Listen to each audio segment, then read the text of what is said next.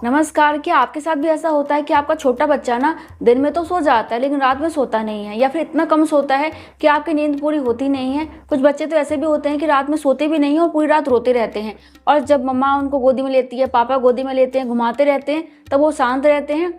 लेकिन जैसे बिस्तर पे लिटाया, रोना स्टार्ट कर देते हैं, हल्ला मचाना स्टार्ट कर देते हैं, और ऐसे में आप काफ़ी ज़्यादा परेशान हो जाती हैं, नींद पूरी होती नहीं है, चिड़चिड़े हो जाते हो, और बच्चे पे भी गुस्सा आता है कि भाई तो सो क्यों नहीं रहा। तो आज के इस वीडियो में मैं आपको इसी बारे में बताऊंगी कि अगर आपका बच्चा रात में नहीं सोता है तो उसके पीछे क्या कारण हो सकता है, और आपको कुछ टिप्स भी दिया जाएगा जिससे कि आपका बच्चा आराम से रात में सो सके। तो चलिए आज का वीडियो स्टार्ट करते हैं। सो फ्रेंड्स, देखिए, मोस्टली देखा गया है कि लगभग 6 महीने तक ना बच्चे का सोने और जगने का कोई टाइम टेबल होता नहीं है। बच्चे अपनी मर्जी से सोते हैं, अपनी मर्जी से ही जगते हैं, और जो बिल्कुल न्यूबॉर्न बेबी होते हैं ना, वो ज़्यादातर दिन में सोते हैं और रात में जगते हैं। वैसे तो वो ज़्यादातर सोते हैं, लगभग 18 घंटे सोते हैं, लेकिन वो जब जगते हैं ना तो रात में ज़्यादा जगते हैं। अब ऐसा होता क्यों है? देखो, जब आप प्रेग्नेंट होती है ना, तब क्या होता है कि बच्चा गर्भ के अंदर रहता है पानी की थैली में, और वो हिलता डुलता रहता है, तो बच्चे को इसकी आदत रहती है। और जब आप लेटने जाती हैं तो हिलना डुलना बंद हो जाता है, तो बच्चा उस टाइम ज़्यादा आपको किक करता है। आपने महसूस किया होगा, जब आप लेटती हैं ना रात में, तब बच्चा आपको ज़्यादा किक करता होगा। तो क्या होता है कि बच्चे की आदत ऐसी रहती है, जब आप लेटेंगे रात में तो आपका बच्चा जग जाएगा, क्योंकि इसकी आदत ऐसी ही है। और लगभग 6 महीने तक बच्चे को समझ में नहीं आता कि मुझे कब जगना है, कब सोना है। और क्या होता है कि जब बच्चे को गोदी में लेके हिलाते हैं इस तरीके से, या फिर कंधे पे ऐसे हिलाते रहते हैं, तो उसको लगता है कि मैं गर्भ के अंदर ही हूँ, और आराम से रिलैक्स होकर वो आराम से या तो लेटा रहता है या फिर वो सो जाता है, क्योंकि उसको लगता है कि हाँ मैं अब कंफर्टेबल हूँ।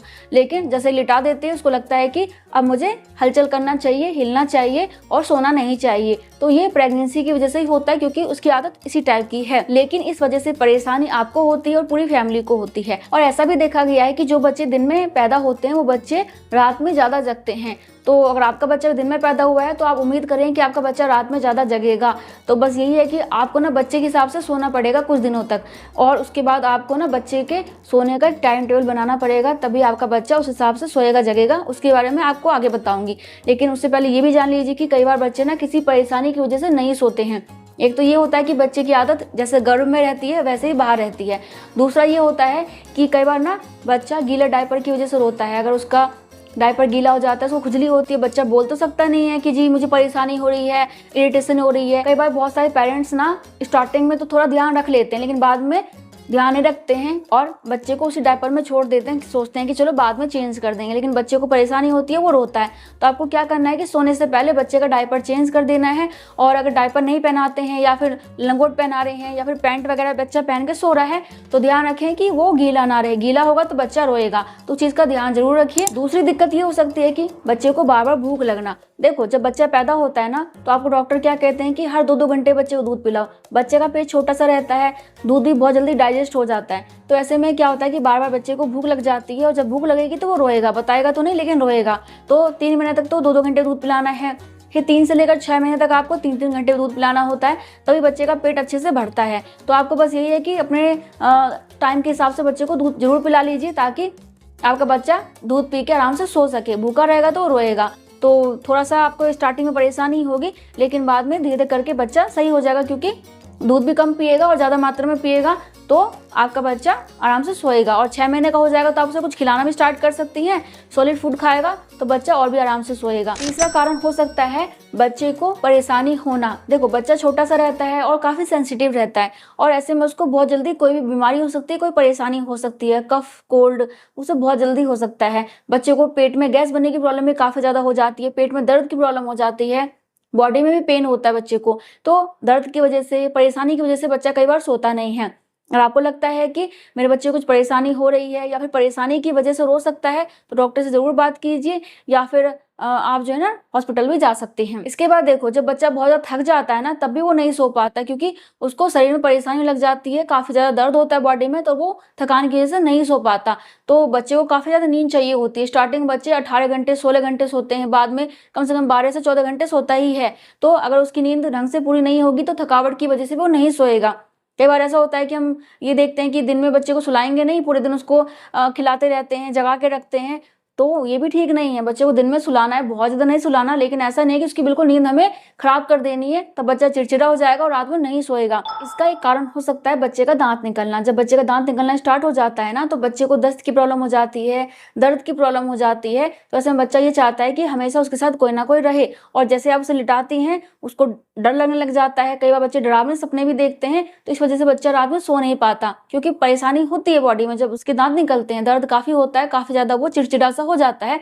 तो बस वो चाहता है कि अपनी माँ के साथ, पापा के साथ रहूं और बिल्कुल भी अलग ना रहूं। जैसे आप अलग करते हो, रोना स्टार्ट कर देता है। तो उस टाइम में बच्चा थोड़ा सा आपको परेशान कर सकता है। तो फ्रेंड्स, ये कुछ कारण थे जिस वजह से कि आपका बच्चा रात में सोता नहीं है। अब मैं आपको कुछ उपाय बताऊंगी, कुछ टिप्स दूंगी, जिससे कि आपका बच्चा आराम से सो सकता है और आपको भी परेशानी नहीं होगी। तो पहला ध्यान ये रखें कि बच्चे को अच्छे से दूध पिला के सुलाइए, ताकि आपके बच्चे का पेट भरा रहे और वो खामखा रात में जग के ना रोए। बाकी देखिए जी, स्टार्टिंग में थोड़ी परेशानी होती है, थोड़ा जगना पड़ता है, और आपको बच्चे को 2-2 घंटे दूध पिलाना होता है, तो 2-2 घंटे में दूध पिलाइए, ताकि आपका बच्चा जो है ना बार बार जग के भूख के मारे रोए नहीं। ठीक है, ये आपकी जिम्मेदारी है। कुछ दिन परेशानी होगी, बाद में ठीक हो जाएगा। दूसरा ये करें कि बच्चे को दिन में ना, जब आपका बच्चा छोटा है तब तो अपने हिसाब से सोएगा, जगेगा, लेकिन जब थोड़ा बड़ा हो जाता है, 3 महीने का हो जाता है, उसके बाद बच्चे को दिन में ज्यादा से ज्यादा 4 से 5 घंटे सोने दीजिए। उसके बाद मत सोने दीजिए। इस टाइम बच्चा लगभग 3 महीने के बाद ही बच्चा आपका ना, ये मान लो कि 15 से लेकर 18 घंटे भी सो सकता है। कुछ बच्चे 12 घंटे सोते हैं, लेकिन इतना जरूर सोते हैं। तो दिन में ये नहीं कि पूरे दिन जगाना है, लेकिन 4 से 5 घंटे से ज्यादा मत सोने दीजिए। और जब बच्चा दिन में इतना सो जाएगा, तो रात में अपने आप अपनी पूरी नींद ले लेगा। उसके बाद ये ध्यान रखें कि दिन के समय आपके कमरे में अच्छी रोशनी होनी चाहिए, ताकि आपका बच्चा जगा रहे। और रात में जब आपका बच्चा सोता है, रात में सोने का समय हो जाता है, तो लाइट बंद कर दीजिए, रोशनी मत रखिए, और जो नाइट लाइट होता है ना, उसको जलाइए, ताकि हल्की हल्की रोशनी आती रहे और आपका बच्चा आराम से सो सके। क्योंकि उसको भी धीरे धीरे समझ में आ जाएगा कि अब लाइट बंद हो चुकी है, तो मुझे सोना है।